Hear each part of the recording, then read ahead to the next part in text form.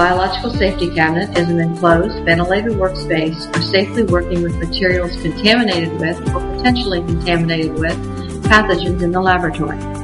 The primary purpose of a BSC is to serve as the primary means to protect the laboratory worker and the surrounding environment from pathogens. All exhaust air is HEPA filtered as it exits the biosafety cabinet, removing harmful bacteria and viruses. As with work on open bench tops, work performed within a BSC must be performed carefully and safely. Proper placement of the biosafety cabinet is critical to the safety of the operator and its environment. A biosafety cabinet should have at least 30 centimeters or a foot of space between its sides and the wall or any large obstruction. The cabinet should have at least 2 meters or 7 feet of space between its front aperture and the wall or any large obstruction, 1.5 meters or 5 feet of space when it's against laboratory furniture, such as a bench, and 3 meters or 10 feet of space when it's against laboratory equipment, such as another biosafety cabinet. It should be placed at least 1.5 meters or 6 feet away from opening doors or any other apertures that can interfere with the cabinet's airflow. A biosafety cabinet should be placed at least 1 meter or 3 feet away from any foot traffic. A projecting bench can minimize traffic and will not affect the cabinet's performance, provided the bench is situated at least 1 meter or 3 feet from the side of the cabinet.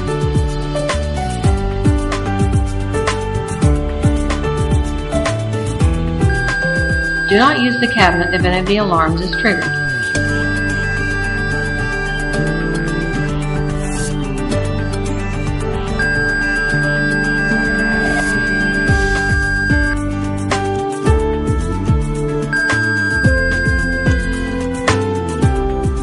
Do not stack boxes or objects on top of the biosafety cabinet, as this can damage the exhaust filter and disrupt the airflow.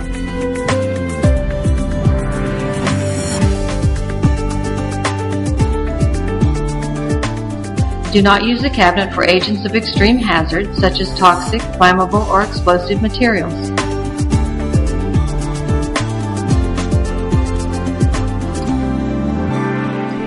Biosafety cabinets need to be recertified annually to ensure the cabinet is working within the safety limits.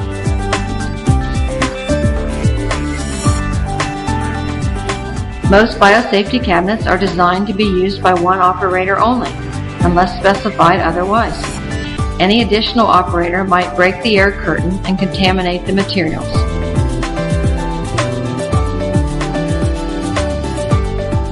Only a trained operator should operate the biosafety cabinet.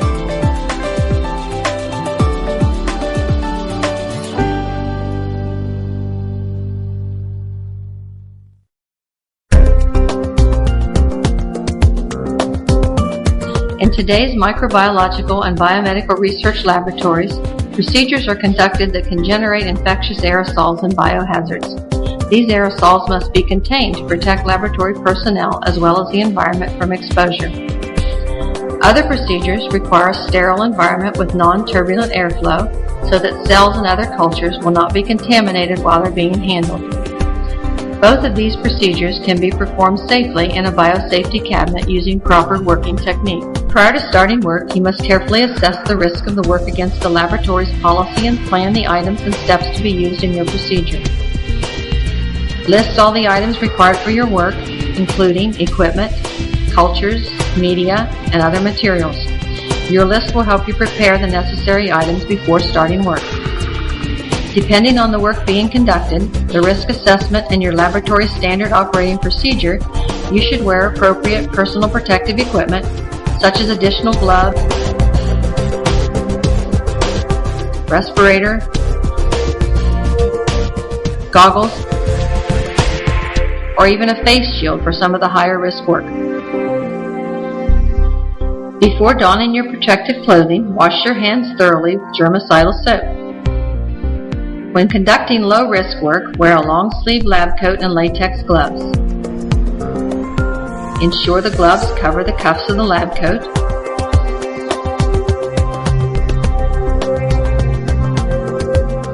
For higher risk work, such as Biosafety Level 2 Plus and Biosafety Level 3 work, a solid front long sleeve gown and 2 pairs of gloves are more appropriate. Make sure the top gloves cover the gown's cuffs. There should be no exposed skin. Risk assessment you've made earlier may determine a respirator should be worn or eye protection should be worn, as cultures may be transferred to and from the BSC. Gloves, garments, and other protective equipment will protect you from the agents you work with and will also keep you from contaminating the cabinet work zone, your cultures, and other research materials with skin flora.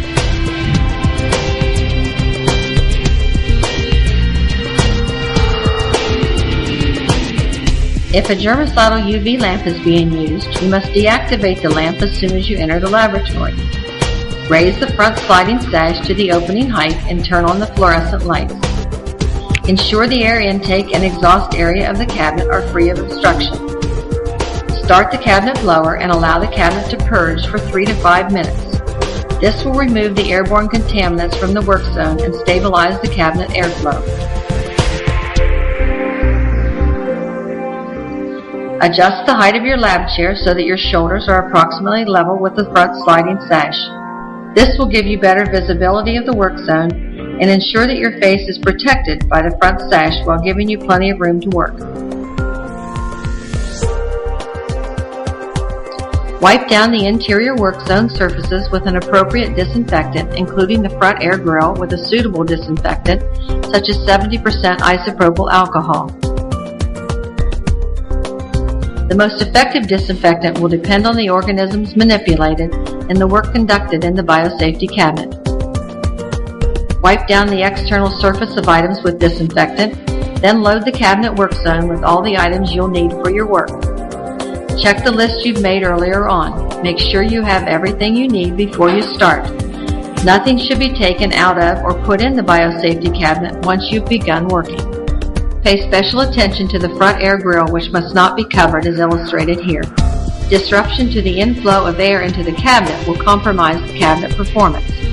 The cabinet work zone should not be overloaded.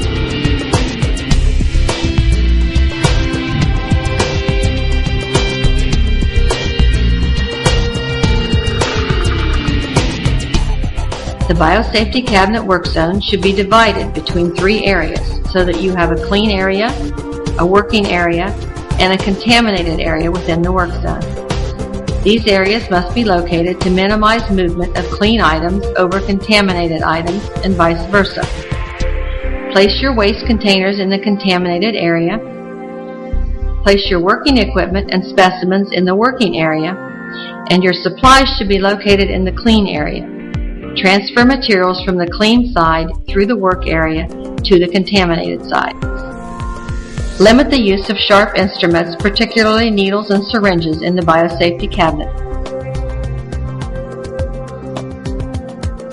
Avoid moving your hands in and out of the biosafety cabinet. When working in the biosafety cabinet, use slow and deliberate movements. Avoid side-to-side arm movements as much as possible.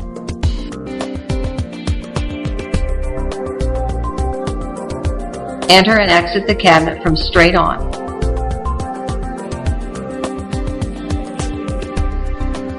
It's essential that proper aseptic techniques be followed. Keep the top over Petri dishes or tissue culture plates. Transfer viable material as far back in the cabinet as possible at work zone and always recap vials.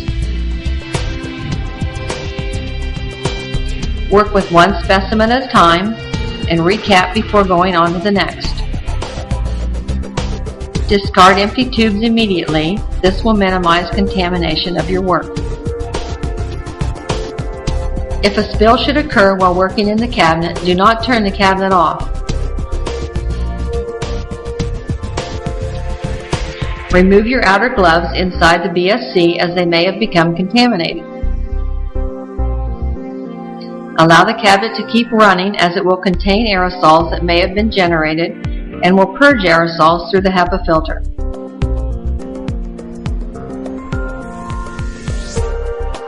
Check your gown sleeves for contamination and discard the gown if it's dirty. Remove your inner gloves, wash your hands, and don a new gown and double gloves. Completely cover the spill with a towel and soak with a 10% bleach solution working from the perimeter to the center of the spill. After allowing 15 to 30 minutes for contact time, wipe the surrounding exposed surface and equipment with appropriate decontaminant.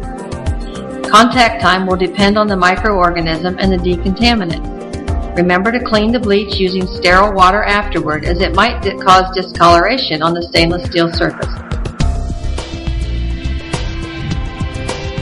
If there are any sharps, such as broken cryoampules, pick it up with a pair of forceps or another instrument and place it in the sharps container. Never pick up sharps with your hands. After cleaning up a spill, discard your outer gloves and replace them with a new pair. Allow the cabinet blower to run, purging the work zone for several minutes. And be sure to autoclave all contaminated materials.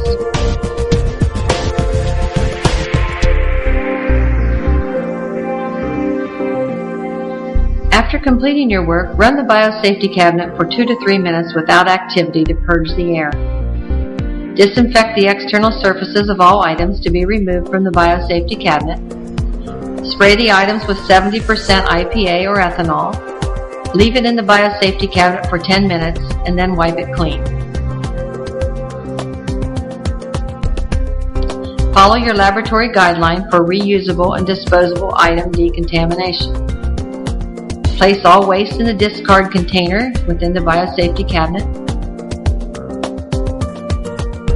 Remove, discard, and then replace your gloves. Then remove all the items that have had their surfaces decontaminated. Remove any waste, disinfect, and autoclave, or place in the appropriate waste stream.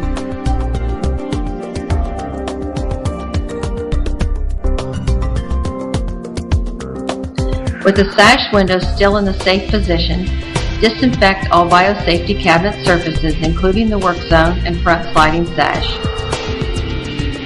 the work zone side and back walls, and the front grill.